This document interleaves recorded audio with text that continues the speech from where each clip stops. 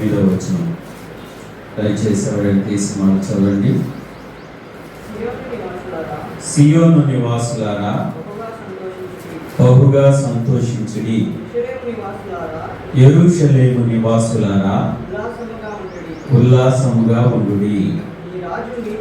నీ రాజు నీతిపరుడును రక్షణ గలవాడును దీనుడనై గాడిద పిల్లను ఎక్కి నీ యొద్దకు వచ్చుచున్నాడు అని మరి జకరియా ప్రవక్త చెప్పబడిన ప్రవచనము యేసుక్రీస్తు దినాల్లో జరిగింది.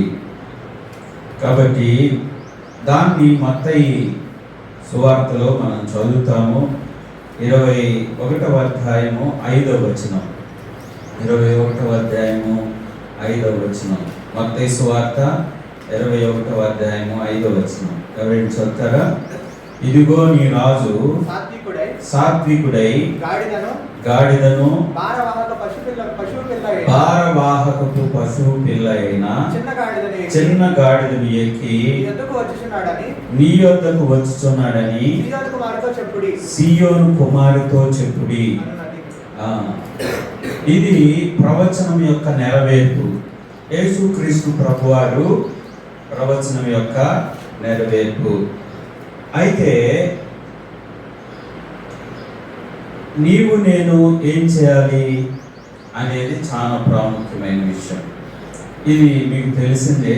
యెరూషలేము వీధుల్లో యేసుక్రీస్తు ప్రభువారు ఆ యొక్క మరి యెరూషలేములోనికి గాడిద పిల్ల మీద ఎక్కి ఆయన ప్రవేశించాడు.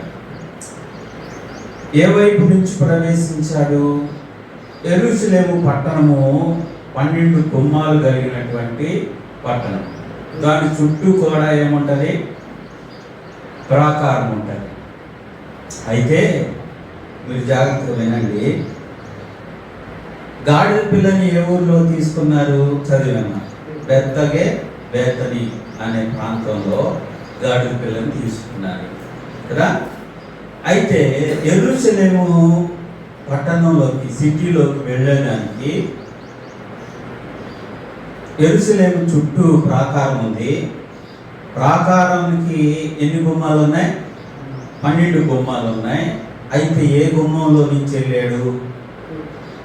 వెరీ గుడ్, చాలా చక్కగా చెప్పాడు భాస్కర్. తూర్పు గుమ్మంలో నుంచి వెళ్ళాడు. తూర్పు గుమ్మం అనేది మనం చూడాలి అంటే ఒకసారి నెహెమ్యా గ్రంథం 3వ అధ్యాయము 29వ వచనం త్వరగా చదవండి. నెహెమ్యా గ్రంథం 3వ అధ్యాయము 29వ వచనం. అక్కడ నెహెమ్యా గ్రంథం 3వ అధ్యాయంలో యెరూషలేము వారు ప్రాకారాన్ని కడుతూ 12 గుమ్మాల గురించి తెలియజేశారు. అక్కడ 29 చదువుతారా? 3:29. వారిని ఆనుకొని తన ఇంటిని ఎదురుగా ఇమ్మేరు కుమారుడైన సాదోకు బాగు చేసెను. అతని ఆనుకొని తూర్పు ద్వారమును కాయు షకన్యా కుమారుడైన షమాయ బాగు చేశాను. ఇక్కడ తూర్పు గుమ్మము అనే మాటని మనం చూస్తా ఉన్నాం. యెరూషలేములోకి యేసు ప్రభువారు ఏ ద్వారంలో వచ్చాడు అంటే ఈ తూర్పు గుమ్మము అనేటువంటి దానిలోకి వచ్చాడు.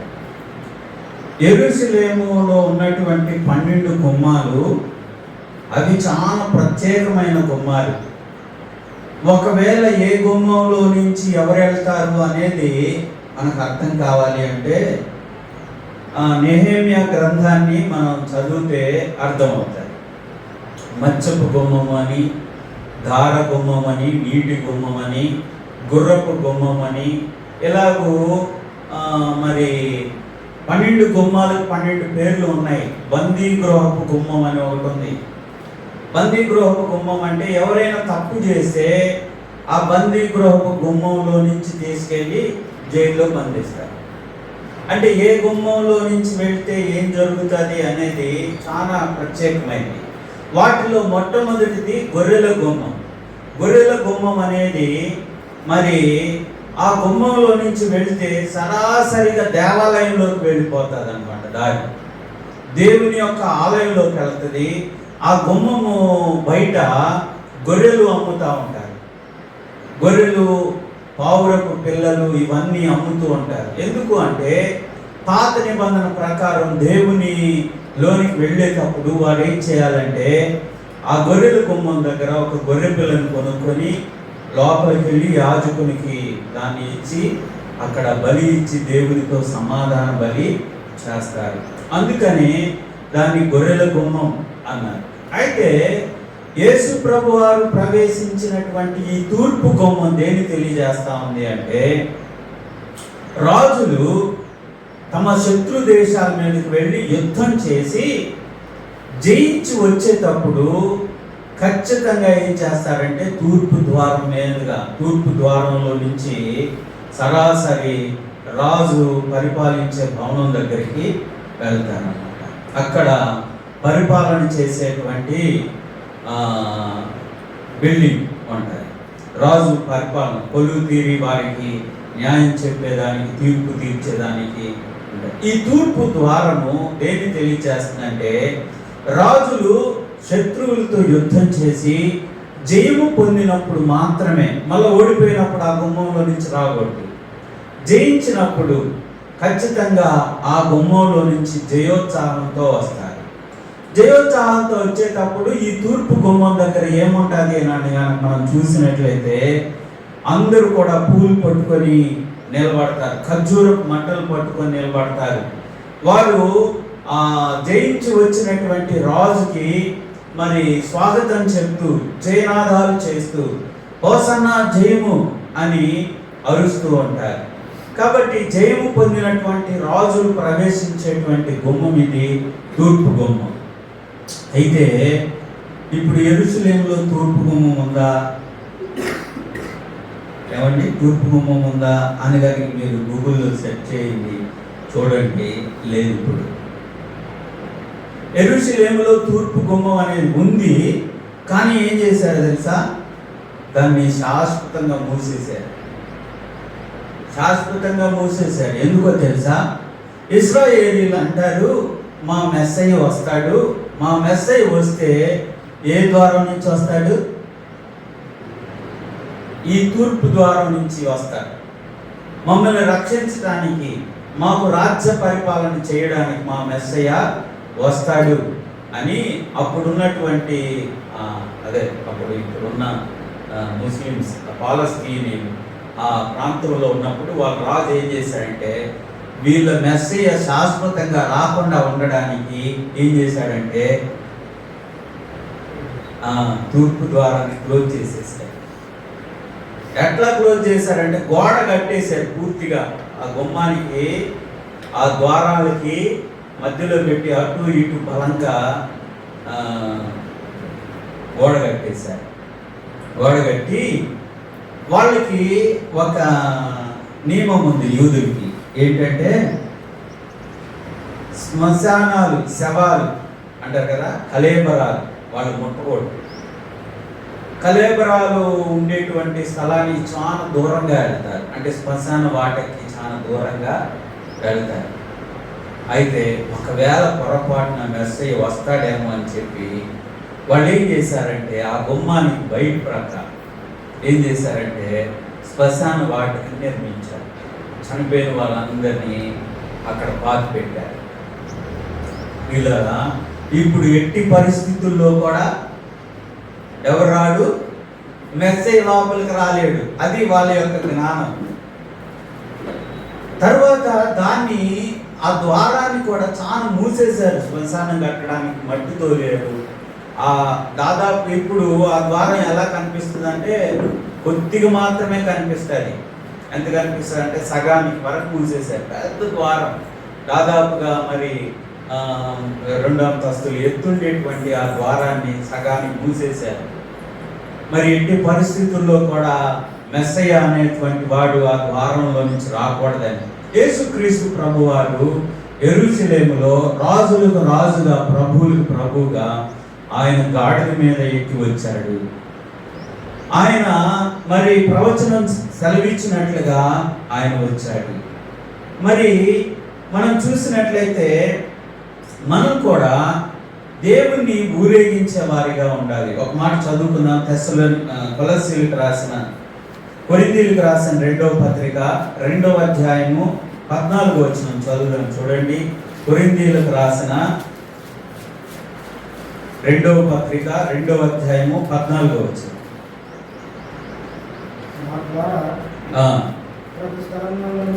మా ద్వారా ప్రతి స్థలమందును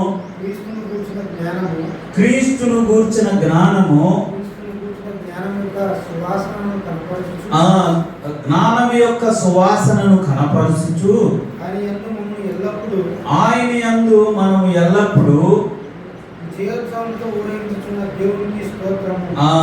మనల్ని ప్రభు ఊరేగిస్తున్నాడు. ఇక్కడ అర్థమవుతుందండి.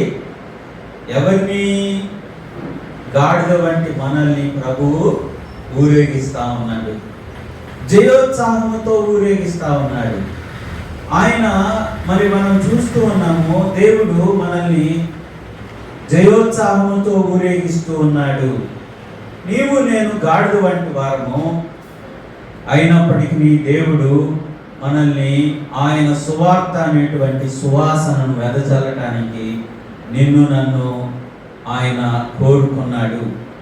మనం ఎలాగుండగా కోరుకున్నాడంటే, లోకరీతి జ్ఞానులైనను గొప్ప వంశం వారని మనల్ని కోరుకోలేదు. కానీ ఎలాగుండగా కోరుకున్నాడు? బలహీనులమై ఉండగా, మనము ఎన్నిక లేని వారమై ఉండగా, మనము నీచులమై ఉండగా, దేవునికి శత్రువులమై ఉండగా, దూరస్తులమై ఉండగా ఆయన మనల్ని పిలిచి కోరుకున్నాడు. కట్టబడినటువంటి ఒక గాడిదను ఆయన చూస్తా ఉన్నాడు. ఇక్కడ యేసు ప్రభువారు మరి ఆయన సర్వజ్ఞాని, ఆమ్ని సెన్స్ అంటారు కదా. దేవుడు సర్వజ్ఞాని, ఆయన ఆమ్ని ప్రెజెన్స్, ఆయన సర్వయామి, ఆయన ఆమ్నిపొటెన్స్ అంటే సర్వశక్తిమంతుడు. సర్వశక్తిమంతుడైన దేవుడు, సర్వ వ్యాపి అయి ఉన్న దేవుడు, సర్వజ్ఞాని అయి ఉన్న దేవుడు ముందుగానే చెప్తున్నాడు, మీరు ఫలాని ఊర్లోకి వెళ్ళండి, తలవాకిట ఒక గాడిద పిల్ల కట్టి ఉంటుంది, మీరు పోయి దాన్ని విప్పండి. విప్పుతూ ఉండగానే ఆ ఇంటి వారు అడుగుతారు, ఏమని? మీరెందుకు గాడిద పిల్లను విప్పుతున్నారు అని అంటే మీరేం చెప్పాలి? అంతే, అది ప్రభువునకు కావలసి ఉన్నది, అది ప్రభువునకు కావాల్సి ఉన్నదని చెప్పండి. వారు తోలుకొని వెళ్ళిపోమంటారు కదా. అంత పర్ఫెక్ట్గా మీరు చెప్తారా? చెప్పలేదు. యేసు ప్రభు వారు సర్వజ్ఞాని. ఆయన దీనికి ముందుగా కూడా మనం చెప్పాము, మేము విందు ఎక్కడ సిద్ధపరచాలి అని అడిగినప్పుడు చాలా చక్కగా చెప్పాడు. ఏమన్నాడంటే, ఎదురుగా ఉన్న గ్రామంలోకి మీరు వెళ్ళండి, మీకు నీటి కొండను మోసుకొని వస్తున్న ఒకరు కనపడతారు, వారితోటి వెళ్ళండి. ఆ ఇంట్లోకి వెళ్ళి ఇంటి యజమానిని అడగండి, మా బోధకుడు లేకపోతే ప్రభువు భోజనం సిద్ధపరచడానికి మీరు ఏదైనా స్థలం ఇవ్వండి అని అడగండి. ఆయన సామాగ్రి గల ఒక మేడ గదిని మీకు చూపిస్తారు, దానిలో ప్రభురాత్రి భోజనాన్ని ఏర్పాటు చేయండి అని చెప్పాడు. చాలా చక్కగా వారు ఆ గ్రామంలోకి వెళ్ళారు. వెళ్ళగానే నీటి కొండను మోసుకొని పోతున్న ఒక వ్యక్తి కనపడ్డాడు. ఆ నీటి కొండను మోసుకొని పోతున్న వ్యక్తి వెంబడించారు. ఆయన ఆ నీటి కొండను మోసుకొని వెళ్ళేవారు ఏ ఇంట్లోకి వెళ్ళారు, ఆ ఇంటి యజమానుని పిలిచి అడిగాడు, ఇదిగో భోజనం సిద్ధపరచడానికి ప్రభు పంపించండి.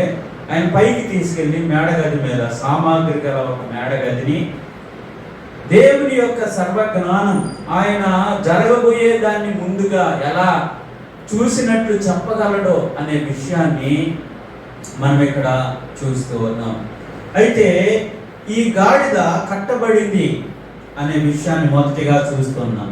మనం కూడా రకరకాలైన కట్లతో బంధింపబడి ఉన్నాం. యేసుక్రీస్తు ప్రభువారు లాజరు సమాధి దగ్గరికి వెళ్ళి ఏమని పిలిచాడు? లాజరు బయటికి రా. బయటికి రా అనగానే లాజరు ఎలా వచ్చాడు చెప్పండి?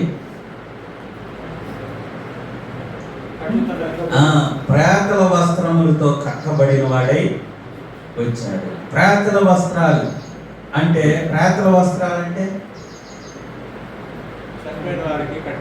కట్టే వస్త్రాలే ప్రేతల వస్త్రాలు. అయ్యే స్పెషల్గా ఉంటాయి అనుకోవద్దు. మామూలు బట్టలే. బతుకున్న వాళ్ళకి కడితే అది కట్టు అంటారు, అర్థమవుతుందండి. కాలు కట్టి కట్టారు అని అంటారు. అదే చనిపోయిన వారికి కడితే దాన్ని ప్రేతల వస్త్రాలు అంటారు. అలా కట్టబడి అంటే శరీరం అంతా కూడా తెల్లని వస్త్రంతో చుట్టబడి సమాధిలో పెట్టాడు. ఆ వ్యక్తి అలాగే వచ్చాడు. ఎలా వస్తాడు? కాళ్ళన్నీ దగ్గరకు పెట్టి బాగా కడితే సమాధిలోని చెట్లు వచ్చాడు. అసలు ఊహకు అందటం లేదు నాకు కదండి. మీరు సహజంగా కాళ్ళు చేతులు ఎవరితోనైనా కట్టించుకొని ఊరికి లేచి నిలబడండి. చాలు, పడుకున్న వాళ్ళు లేచి నిలబడండి.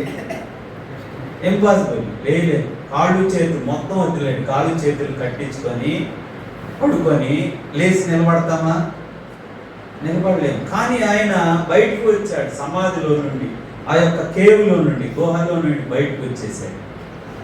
బయటకు రాగానే ఆయన కట్లు విప్పి పోనీయండి అన్నాడు. కాబట్టి ప్రేతల వస్త్రాలు నీతి క్రియలు అనేటువంటి మరి వస్త్రాలు అని మనం చూస్తున్నాం. యెషయా గ్రంథంలో అంటాడు, మరి వారి క్రియలన్నీ మురికి గుడ్డలాగా ఉన్నాయి, వారి నీతి క్రియలన్నీ మురికి గుడ్డల వలె ఉన్నాయి అని అంటున్నాడు. మనం అనుకుంటాము చాలాసార్లు మేము చాలా మంచి వాళ్ళం, చాలా నీతి పరులం, భక్తి పరులం మరి అని మనం చెప్పుకుంటాం. కానీ దేవుని దృష్టిలో మన భక్తి, మన నీతి, మనకున్నటువంటి క్రియలు అన్నీ కూడా దేవుని దృష్టిలో ఎలాంటివంటే అవి మురికి గుడ్డలు లాంటివి అని చెప్తాము. అవి ప్రేతల వస్త్రాలు లాంటివి, అవి దేనికి కూడా పనికిరావు. యేసు ప్రభువారు ఒకరోజు విశ్రాంతి దినాన నడుము వంగిపోయిన ఒక స్త్రీని బాగు చేసినప్పుడు వాళ్ళు అక్కడ ఉన్నటువంటి శాస్త్రులు పరిచయాలు అన్నారు. ఏమన్నారు? నీవెందుకు విశ్రాంతి దినాన ఈమెను బాగు చేశారు అన్నారు. యేసు ప్రభువారు అన్నాడు, మీ గాడిద కానీ మీ యొక్క గొర్రె కానీ గుంటలో పడితే విశ్రాంతి దినము కదా అని దాన్ని తీయకుండా ఉంటారా? అయితే అబ్రహాము కుమార్తె అయిన ఈమె 12 సంవత్సరాలుగా సాతాను యొక్క బంధించబడిన కట్లలో బంధింపబడి ఉండగా ఈమెని స్వస్థపరచడం అది అంత ఇబ్బందిగా ఉందా అని కోపంతో వారితో కలయి చూస్తారు. సాతాను యొక్క కట్లు అని ఇక్కడ ప్రభువారు చెప్తారు. మరి మనము ఇలా చెప్తే మనం అనుకోం. కానీ మనం అంటే సైన్స్ పరంగా మన దగ్గర డాక్టర్ కూడా ఉన్నారు. ఏమండి ఇతనికి ఎందుకు ఇలాగైంది అని అంటే వాళ్ళు పరీక్షించి ఏదో వైరస్ వలననో బ్యాక్టీరియా వలననో లేకపోతే బాడీలో ఉండవలసినన్ని విటమిన్స్ లోపం వలననో ఆయనకి వ్యాధి వచ్చింది అని చెప్తారు. కారణాలు అవే కదా. అయితే కానీ యేసు ప్రభు వారు ఏం చెప్తున్నాడంటే ఆమె నడుము వంగిపోవడానికి కారణం ఏంటంట? సాతాను కట్టిన కట్లు అంటారు. సాతాను బంధించి వేసింది.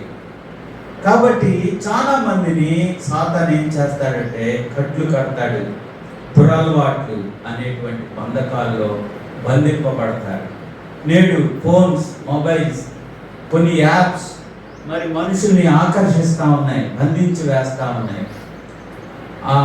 ఆ యాప్లోనికి వెళ్ళండి అతనికి నిద్ర పట్టదు. మరి ఫోన్తో సమయం గడపంది, నిద్ర పట్టదు. రకరకాలైనటువంటి పరిస్థితుల వైపు సాతానుడు నేడు యువకులు బంధించి వేస్తా ఉన్నాడు.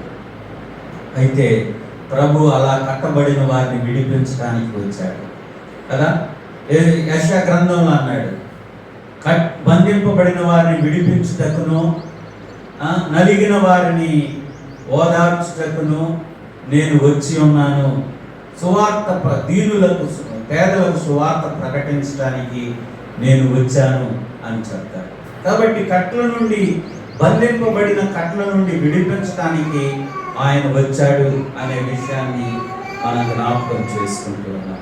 అయితే ఈ ఉదయకాల సమయంలో ప్రభువారు గాడిద పిల్లలు ఎక్కి ఊరేగింపుగా యెరూషలేము వీధుల్లో పోతుంటే చిన్నపిల్లలు, పెద్దవాళ్ళు అందరూ కూడా ఖర్జూరు మంటలు చేతపట్టుకున్నారు. రోడ్డు పొడుగున మరి చెట్టు కొమ్మలు వేశారు. వారి వస్త్రాలు, విలువైన వస్త్రాలు దారి పొడుగుత పరిశారు.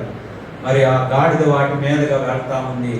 ప్రభు పేరట వచ్చువాడు స్తుతింపబడును గాక అని వారు హోసన్నా జయము, హోసన్నా జయము అని కేకలు వేశారు.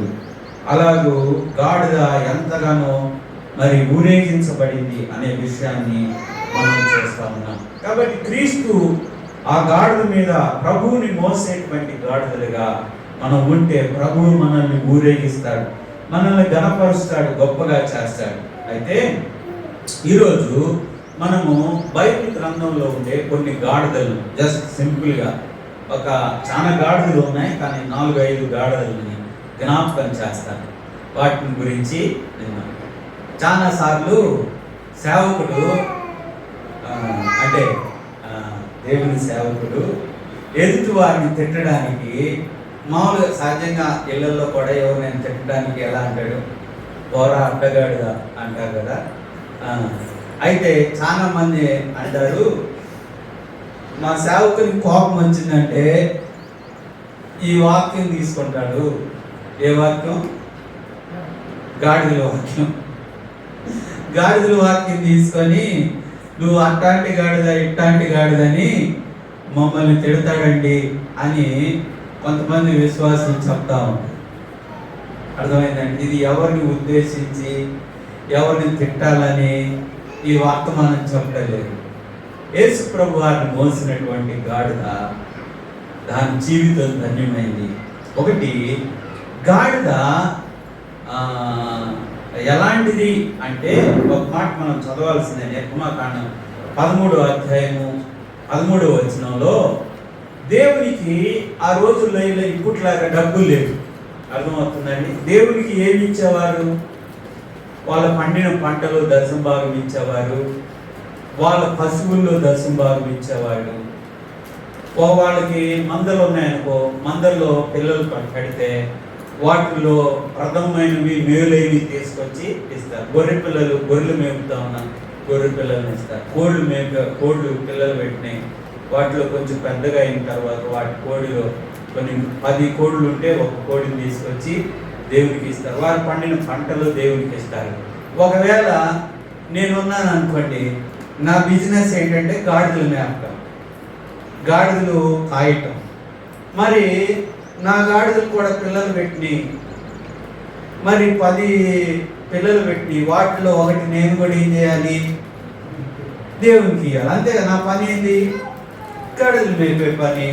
ఆ గాడిదలో పిల్లలు పెట్టినాయి, ఆ పిల్లల్లో ధర్మశాస్త్ర ప్రకారం 10 పిల్లల్లో ఒకటి తీసుకెళ్ళి దేవుడికి ఇవ్వాలి. మరి ఏం చేయాలి నేను? చెప్పండి. అంతే కదా. అందరూ గొర్రెలు మేపుకునేవారు గొర్రె పిల్లల్ని వేసుకెళ్తారు, పంట పండించుకునే వాళ్ళు పంటలో 10వ భాగం తీసుకెళ్ళి ఇచ్చారు. నేను గాడిదలు మేపేవాడిని, నా గాడిదలు కూడా 10 పిల్లలు పెట్టి అని చెప్పేసి పొరపాటును కూడా గాడిదని తీసుకెళ్ళి దేవుని సన్నిధిలోకి తీసుకెళ్ళకూడదు. అదే ఇక్కడ చదువుతాం. నిర్గమకాండం 13:13 చదువుతారా? ప్రతి గాడిద తొలి పిల్లను వెలయించి విడిపించి దానికి మారుగా గొర్రె పిల్లను తీసుకెళ్ళాలి. అర్థమవుతుందండి? ఏమర్థమైంది? నా గాడిదలు కూడా 10 పిల్లలు పెట్టి తొలి పిల్లని నేను దేవుని దగ్గరికి తీసుకెళ్ళాలి అని చెప్పేసి దేవుని సన్నిధికి ఆ గాడిద పిల్లని తీసుకెళ్ళకూడదు. ఏం చేయాలి అంటే దీన్ని సరాసరి సంతకి తీసుకెళ్ళి సంతలో ఆ గాడిదని అమ్మి, ఆ గాడిదకు ప్రతిగా లేకపోతే ఎక్స్చేంజ్ చేసుకోవాలి. గాడిదని ఇచ్చేసి గొర్రె పిల్లని కొనుక్కొని ఆ గొర్రె పిల్లని దేవుని సన్నిధికి తీసుకెళ్ళి దేవునికి ఇవ్వాలి. ఎందుకు అంటే గాడిద నిషేధించబడింది. దేవుని సన్నిధికి పోదగినది, దేవుని దగ్గరికి దాన్ని తీసుకెళ్ళకూడదు. అపవిత్రమైన జంతువుల్లో గాడిద కూడా ఒకటిగా ఉంది. కానీ అపవిత్రంగా ఎంచినటువంటి యూదులు ఆయన ఆ జంతువుని ఆయన ఎంతగా ప్రేమించాడో. నీవు నేను అపవిత్రమైన వారు. ఈ లోకంలో ఎలాంటి పరిశుద్ధత మన జీవితంలో లేదు. మన క్రియల వల్ల పరిశుద్ధత పొందుకోలేదు. మన క్రియల వల్ల మనము దేవుని సన్నిధికి వెళ్ళటానికి యోగ్యులం కాదు. అయినప్పటికీ నీ దేవుడు ఏం చేశాడంటే ఆయన కుమారుడైన యేసుక్రీస్తు అని గొర్రె పిల్లని గాడిదమైన మనకి ప్రతిగా ఏం చేశాడంటే ఆయన గాడిద మీద ఎక్కి వచ్చాడు. గాడిదకు ప్రతిగా, నీకు ప్రతిగా, నాకు ప్రతిగా ఆయనే గొర్రె పిల్లగా వచ్చాడు. ఒకవేళ జాగ్రత్తగా వినండి, ఇంకొక మాట చెప్తాను. ఇదే నిర్గమకాండంలో ఉంటుంది, దానికి వెళ్ళి చదువుతాం 14లో, ఇప్పుడు చదువుతుంది. కానీ మనం సంతికి తీసుకెళ్ళాము, ఎక్స్చేంజ్ పెట్టాం, ఎక్స్చేంజ్ ఆఫర్ పెట్టాం. గాడిదకి బదులుగా ఎవరైనా గొర్రె పిల్లని అంటే అని పెట్టాం, లేకపోతే మా గాడిదలను కొనుక్కోండి అని పెట్టాం. ఎవరు కొనలా, సంత అయిపోయింది. ఎక్స్చేంజ్కి కూడా ఎవరు రాలేదు. మరి ఏం చేయాలంటే ఊరు వెలుపలికి తీసుకెళ్ళాలి. చెత్త పడేసే స్థలం ఏదైతే ఉందో అక్కడికి తీసుకెళ్ళి ఆ గాడిద మెడ బెరగొట్టి ఆ పాడు చెత్త వేసే గుంటలో పడేసేయాలి. అంతేగాని తిరిగి దాన్ని ఇంటికి తీసుకెళ్ళకూడదు. అంత అపవిత్రమైనది. దేవునికి ఇవ్వడం కొరకే మంచి మనసుతో వెళ్ళాం, సంతకి వెళ్ళాం. ఎక్స్చేంజ్ ఎవరు చేయలేదు, నా గాడిదని కూడా ఎవరు కొనుక్కోలేదు. ఏం చేయాలి అంటే దాన్ని ఇంటికి తీసుకెళ్ళకూడదు, ఊరు బయటికి తీసుకెళ్ళి చెత్త పడేసేటువంటి ఆ గోయిలో దాన్ని మెడ కొట్టి చంపి దాన్ని పడేసి వెళ్ళిపోవాలి అని చెప్పాడు. అంత అపవిత్రమైనది గాడిద. కానీ ప్రభువారు మనకు బదులుగా ఆయన గొర్రెపిల్లగా వచ్చాడు అనే విషయాన్ని చూస్తున్నాం. సరే, పాత నిబంధనలో కొత్త నిబంధనలో కొన్ని గాడిదల్ని మనం చూడబోతా ఉన్నాం.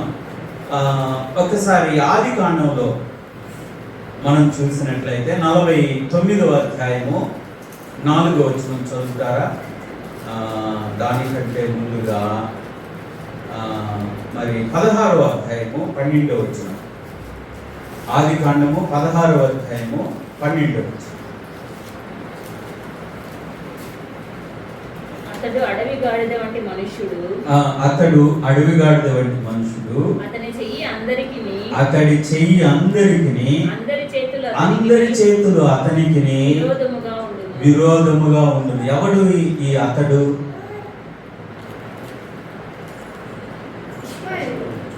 వెరీ గుడ్, అక్క చెప్తుంది. అడవి గాడిద వంటి వాడు ఎవరు అంటే ఇష్మాయేలు. ఇష్మాయేలు చెయ్యి ఎప్పుడు కూడా ఎలా ఉంటుంది? విరోధంగా ఉంటుంది. అతని చెయ్యి అందరికిని, అందరి చెయ్యి అతనికి విరోధంగా ఉంటుంది. ఎలా చెప్పొచ్చు చెప్పకూడదు? ఇరాన్ ఇప్పుడు అందరికీ విరోధం. ఇప్పుడు మరి చూస్తా ఉన్నాం, అటు ఇజ్రాయెల్ ప్రధాని నెతన్యాహు, ఇటు అమెరికా ప్రధాని పేరు ట్రంప్. ఇద్దరు అయ్యా ఒక 5 రోజులు యుద్ధము ఆపుదాం. ఇప్పటికే ప్రజలు అల్లాడిపోతున్నారు. ప్రపంచ దేశాల్లో ఫ్యూల్ లేవు, కొన్ని దేశాల్లో ఇంధనం లేదు, మరి కొన్ని దేశాల్లో ఇప్పుడు మనం కూడా అనుభవిస్తున్న గ్యాస్ దొరకటం లేదు. మరి ఇట్లా ఉంది కదా, కొంత విరమణ తీసుకుందాం, కొద్ది దినాలు, ఒక 5 రోజులు యుద్ధం ఆపేద్దాం అని అంటే ఏమంటున్నారు? లేదు, ఆపే ప్రసక్తే లేదు, మేము ఇంకా ఎక్కువ చేస్తామని గత 2 రోజులు భయంకరంగా ఇజ్రాయెల్ మీద బాగా తీవ్రంగా దాడి చేశారు.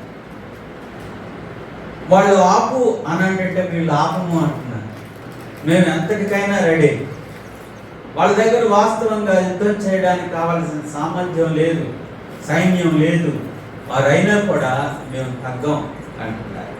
కాబట్టి ఈ యొక్క ఇస్సాకారు యొక్క స్వభావం ఎలాంటిది? క్షమించండి, ఇష్మాయేలు స్వభావం ఎలాంటిది అని అంటే ఎప్పుడు యుద్ధం కావాలి, ఎప్పుడు యుద్ధం కావాలి, ఎప్పుడు జగడాలు కావాలి, ఎప్పుడు కొట్లాట్లు కావాలి. ఇష్మాయేలు యొక్క స్వభావం ఎంత భయంకరమైందో మనం చూస్తా ఉన్నాం. ఈ గాడిద మరి ఎప్పుడు కూడా అడవి గాడిద, మరి యుద్ధము ఎప్పుడు కొట్లాట్లు జగడము, సమాధానం లేకుండా శాంతి కొరకు ప్రపంచ దేశాలు ఎదురు చూస్తూ ఉంటే మరి వారు ఏమాత్రం ఒప్పుకోవటం లేదు. తర్వాత మరొక గాడిని మనం చూద్దాం. చూడండి, ఆదికాండంలోనే 49వ అధ్యాయము 14వ వచనం. ఆదికాండం 49వ అధ్యాయము 14వ వచనం. ఇస్సాకారు అనే 12 గోత్రాల్లో 12 మంది కుమారుల్లో యాకోబు 12 మంది కుమారులు ఒక కుమారుడు ఇస్సాకారు. ఈ ఇస్సాకారు ఎలాంటి వాడు? 2 దొడ్ల మధ్య పండుకొని ఉన్న బలమైన గాఢతము అని అన్నాడు. దాని ఇస్సాకారు ఎలాంటి వాడు?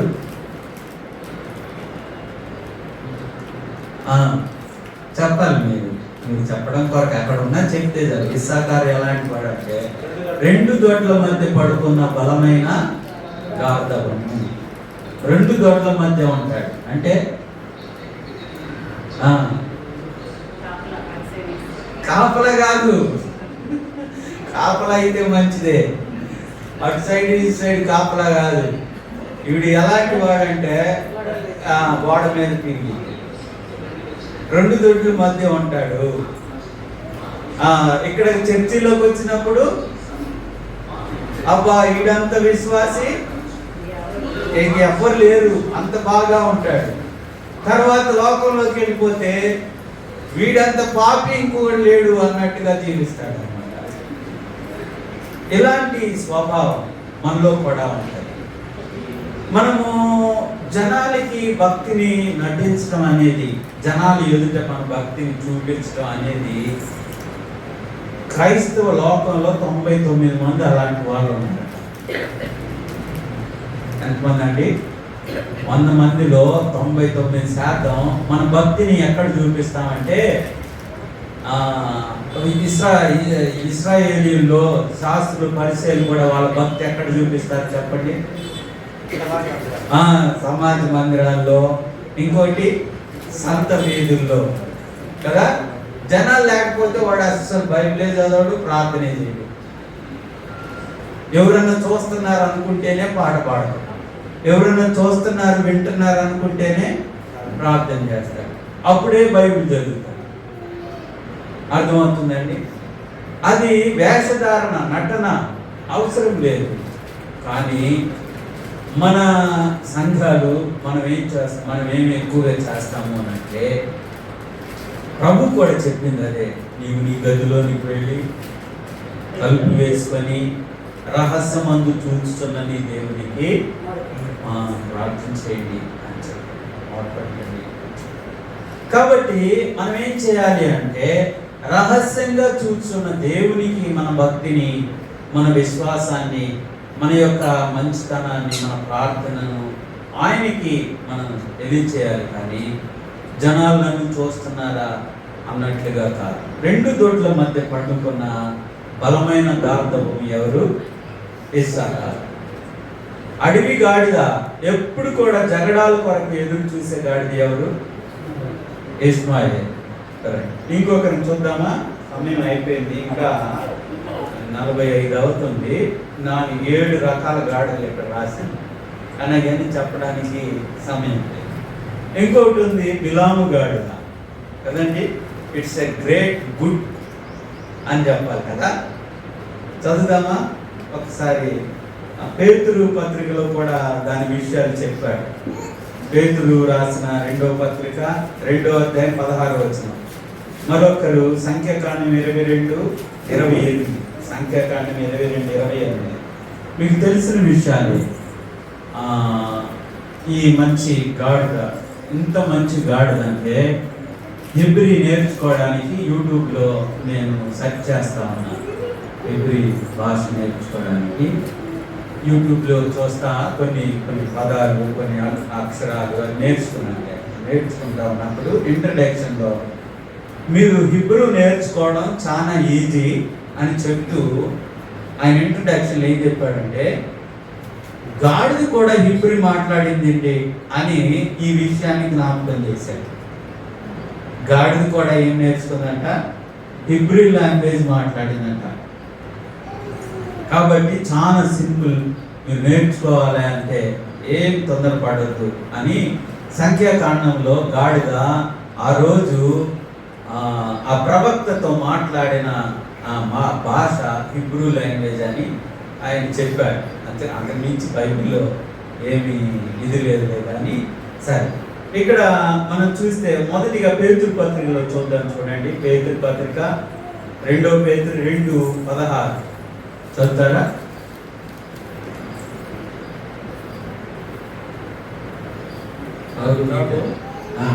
దుర్నీతి వలన తనకు బహుమానములు ప్రేమించను.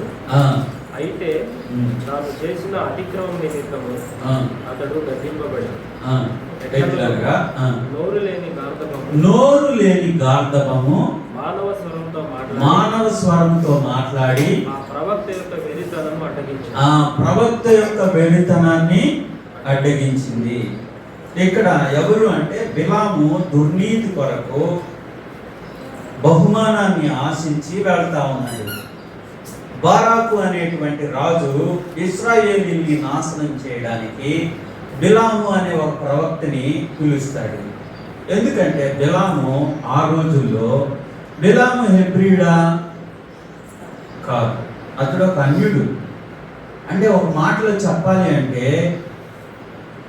అబ్రహామును దావీదు ఎలా ఎన్నుకున్నాడో అన్ని జనుల్లో నుండి, అలాగే దేవుడు కూడా బిలాము అనే ఒక ప్రవక్తని, ఒక మంచి వ్యక్తిని దేవుడు ఎన్నుకున్నాడు. మీరు తర్వాత చదవండి సంఖ్యాకాండంలో. ప్రతిరోజు దేవునితో అతను మాట్లాడతాడు. ప్రతిరోజు దేవునితో ముఖాముఖిగా మాట్లాడతాడు. అంటే ఆయన మాట్లాడతాడు, ఆయన స్వరం దేవుడు అతనితో మాట్లాడతాడు. బిలాము ఒకవేళ ఏదైనా చెప్తే అది అక్షరాలా జరిగింది. అలాంటి గొప్ప ప్రవక్త ఆయన. హెబ్రీడు కాదు, ఆయన అన్యజనుడు. అయినప్పటికీ ఆయన అంత శక్తి ఉంది, ఆయన నోట్ల నుంచి ఏ మాట వస్తే అది జరిగింది. అయితే దేవుడు ఒక ప్రక్క జాగ్రత్తగా నేను ఆలోచన చేస్తే, దేవుడు ఒక జనాంగాన్ని ఎన్నుకున్నాడు. తర్వాత అన్ని జనుల్లో నుంచి ఒక వ్యక్తిని కూడా ఎన్నుకున్నాడు. సైమల్టేనియస్గా మనం ఆలోచన చేస్తే, ధ్యానం చేస్తున్నప్పుడు చాలా విషయాలు ఇక్కడ మనసులో ఆది కాండంలోనే, అంటే ఆది దినాల్లోనే ఒక ప్రక్కన దేవుని జనాంగం, వీళ్ళు నా జనం అన్నాడు, ఇశ్రాయేలీని నా ప్రజలు అన్నాడు. అప్పుడు ప్రజలతో ఆయన ఉండొచ్చు కదా, ఆయనతో ప్రతిరోజు మాట్లాడొచ్చు కదా. మరి బిలాము ఎందుకు పక్కన రోజు బిలాము ఎందుకు దేవునితో మాట్లాడుతున్నాడు? దేవుడు ఎందుకు బిలాముతో మాట్లాడుతున్నాడు? జనాంగం ఉంది, మళ్ళా ఇంకొక సపరేట్గా మళ్ళా ఎందుకు ఆయనకి అని అనిపించింది.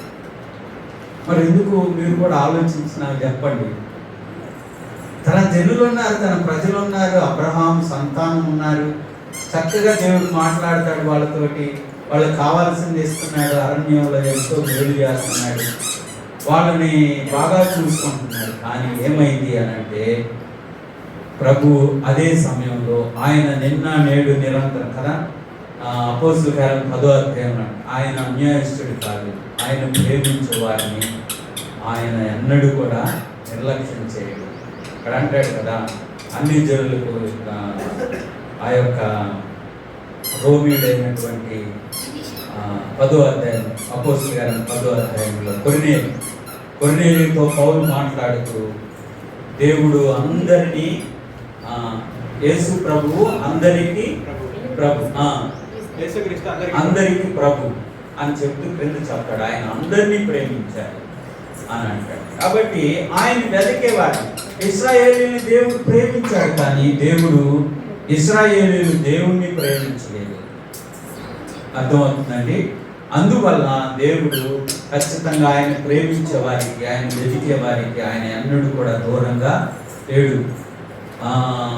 మరి పౌలు ఏథెన్స్లో కూడా ఈ విషయాలు మాట్లాడతాడు. ఆయన యందే మనం ఉనికి కలిగి ఉన్నాం, ఆయన వెతికే వారికి ఆయన దొరకడానికి సిద్ధంగా ఉన్నాడు. రోమిలకు రాసిన పత్రికలో 1వ అధ్యాయంలో కూడా చెప్తాడు, ఆయన వెతుకు వారికి ఆయన సమీపంలో ఉన్నాడు అని చెప్తాడు.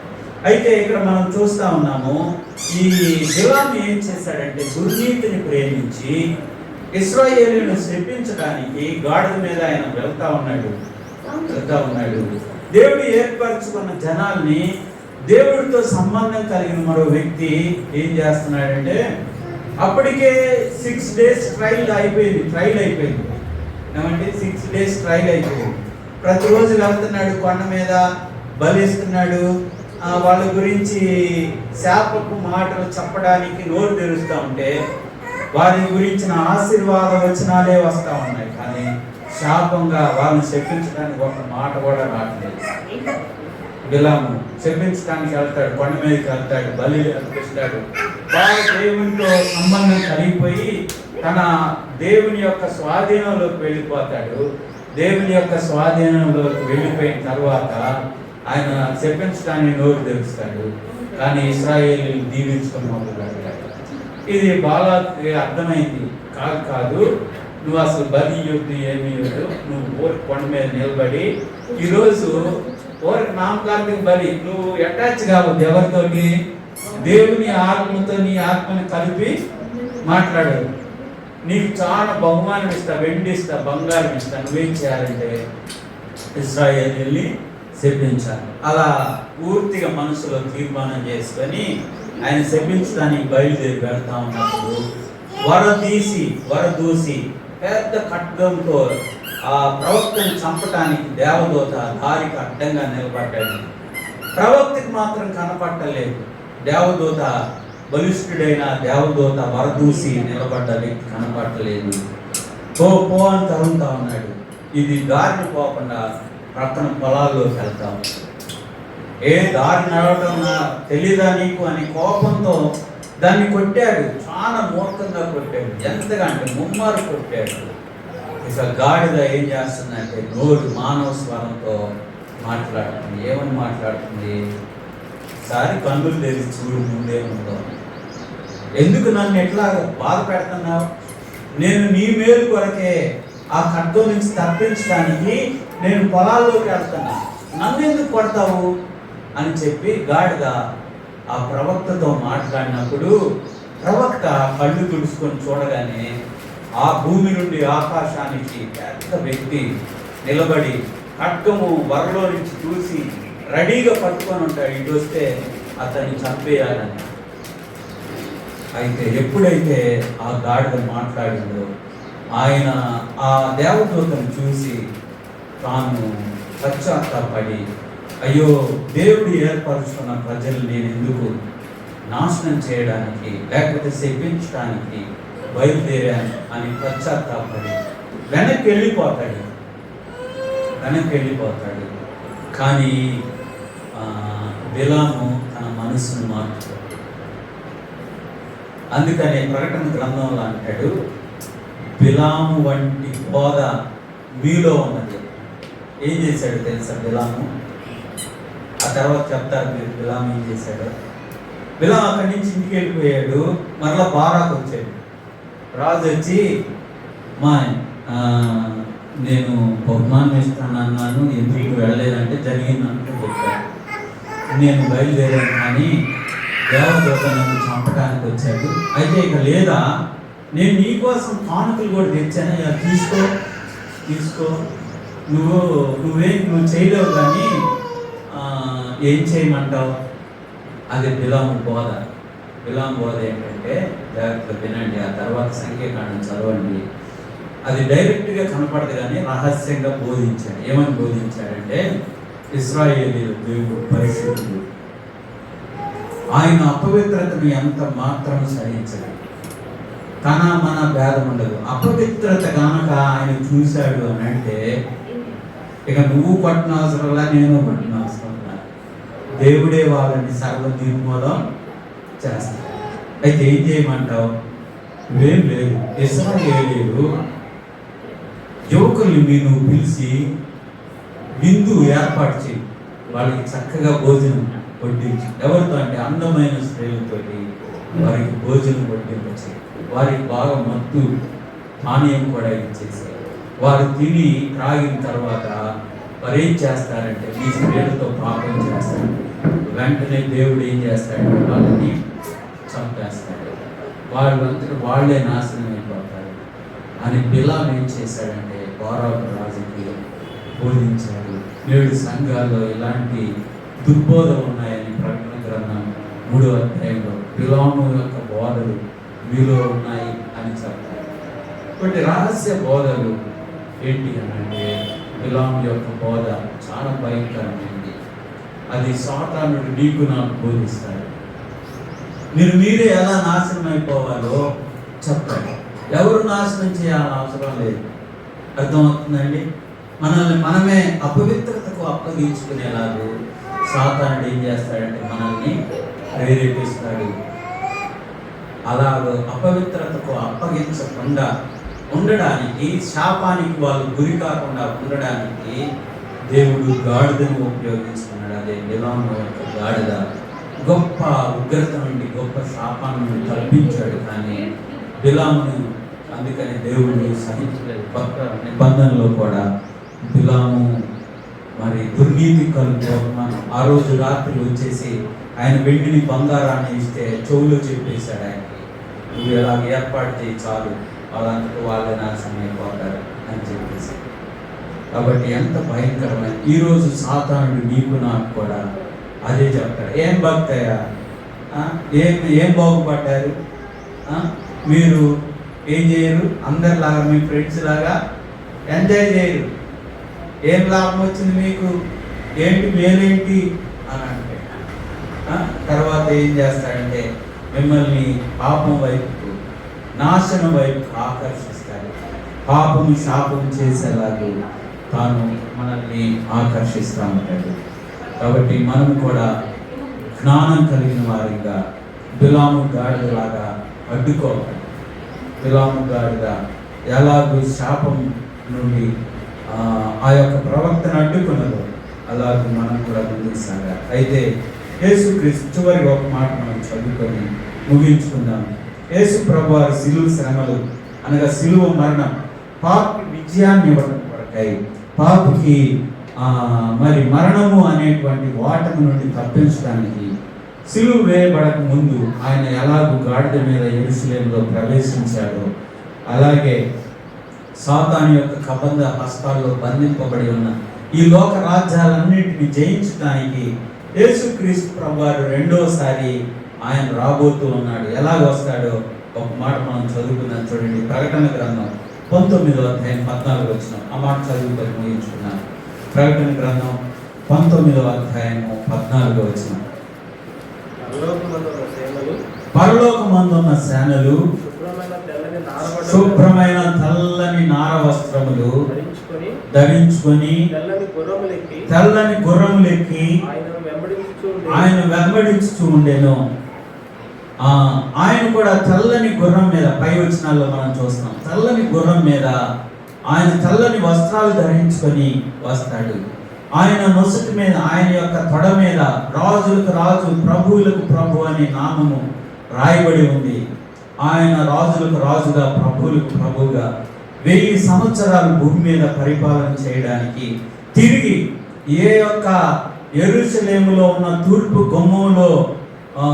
గుమ్మము లో నుండి గాడిద మీద ప్రవేశించాడో అదే గుమ్మములో నుండి తిరిగి తెల్లని వస్త్రాలు ధరించుకొని తెల్లని గుర్రాన్ని ఎక్కి మరి ఖడ్గాన్ని చేత పట్టుకొని పరిశుద్ధుల యొక్క అనగా నీవు నేను మనందరం కూడా పరిశుద్ధుల నీతి క్రియలనే వస్త్రాలు ధరించుకొని ఆయన వెంబడిస్తూ పరిశుద్ధుల పరివారంతో ఆ యొక్క యెరూషలేములోనికి మరలా తిరిగి మనల్ని కూడా ప్రవేశింపజేస్తాడు. దేవుడు ఆ సమయం ఎంతో దూరంగా లేదు, అది సమీపంగా ఉంది. మరి ఇప్పటికే మిజైల్స్ వర్షం కురుస్తూ ఉంది ఇజ్రాయేల్లో. ఎక్కడ ఏమి నాశనం అయిపోతుందో అర్థం కావట్లేదు. డోమ్ ఆఫ్ ద రాక్ పక్కనే ఆ ఖాళీ స్థలంలో పడింది. ఇశ్రాయేలీలు ఆరాధన చేసుకునే స్థలానికి అతి సమీపంలో పడింది, యూదులు ఆరాధించుకునే స్థలానికి. వాళ్ళు ఇప్పుడు సెక్యూరిటీ పెంచారు. ఏదేమైనా వీళ్ళే వారు దాన్ని నాశనం చేస్తారు కూడా. ఇప్పుడున్న డోమ్ ఆఫ్ ద రాక్ని వారు నాశనం చేసిన ఒక్క రాత్రికే మళ్ళా తిరిగి దేవాలయాన్ని వాళ్ళు నిర్మిస్తారు. క్రీస్తు విరోధి వచ్చి దానిలో కూర్చుంటాడు. 7 సంవత్సరాలు ఈ భూలోకాన్ని పరిపాలిస్తూ ప్రజలందరినీ కూడా మరి తన ప్రతిమకు మొక్కమని 666 ముద్ర ఇవన్నీ వస్తాయి. 7 సంవత్సరాల అనంతరం తిరిగి యెరూషలేములోకి ఆ తూర్పు ద్వారంలో నుండి మెస్సయ్య వారు ఎదురు చూసినట్లుగా తిరిగి ఆయన జయోత్సాహంతో ప్రవేశించబోతా ఉన్నాడు. కాబట్టి ప్రియులరా, ఈ మట్టలాదివారం అనేది చేసుకోవడం మంచిదా చెడ్డదా అనేది తర్వాత ఆలోచన చేస్తే, అది ఎప్పుడో 2000 సంవత్సరాల క్రితం ప్రభువు వచ్చాడు. కానీ తిరిగి ఆయన త్వరలో తెల్లని గుర్రం మీద ఆయన జయోత్సాహంతో నిన్ను నన్ను వెంట పెట్టుకొని ఆ యెరూషలేములో ప్రవేశించి 1000 ఏళ్ళు పరిపాలించేటువంటి దినాలు దగ్గరికి వచ్చినాయి. ఇప్పుడు ప్రభు లేడు, గాడిద లేదు, నీవు నేనే ఆ గాడిద. ప్రతి స్థలములో ఆయన్ని ఊరేగించాలి అని కొరింథీయులకు రాసిన పత్రికలు మనం చదివినట్లుగా ప్రభువును ఊరేగించవలసిన వారిగా ఉన్నాం.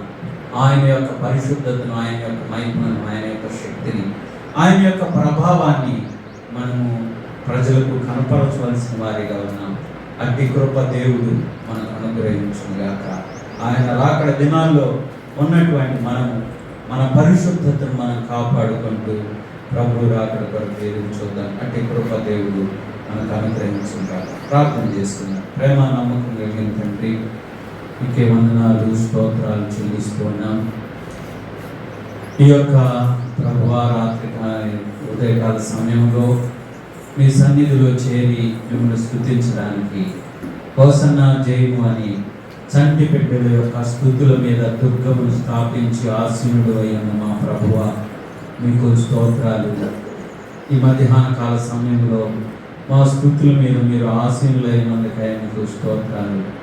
ప్రభువా మీరు జయించుచు ప్రభువా తెల్లని గుర్రం ఎక్కి తిరిగి అదే యెరూషలేములో ప్రవేశించడానికి ప్రభువా మీరు రానై ఉన్న రాజులకు రాజుగా ప్రభువులకు ప్రభువుగా రాయబడిన నామం కలిగిన వాడిగా మీరు రానై ఉన్న దాన్ని బట్టి మీకు స్తోత్రాలు చెల్లిస్తూ ప్రభువా మేము ఇస్సాకారు గాడిద వలె ప్రభువా మరి 2 గొడ్ల మధ్య 2 జీవితాలు కలిగి ఉండకుండా నీ కొరకై జీవించడానికి సహాయం దయచేయండి ప్రభు. అదే రీతిగా ఇష్మాయేలు గాడిద వలె ప్రభువా జగడాలకు స్థలం ఇవ్వకుండా ఉండడానికి సహాయం దయచేయండి.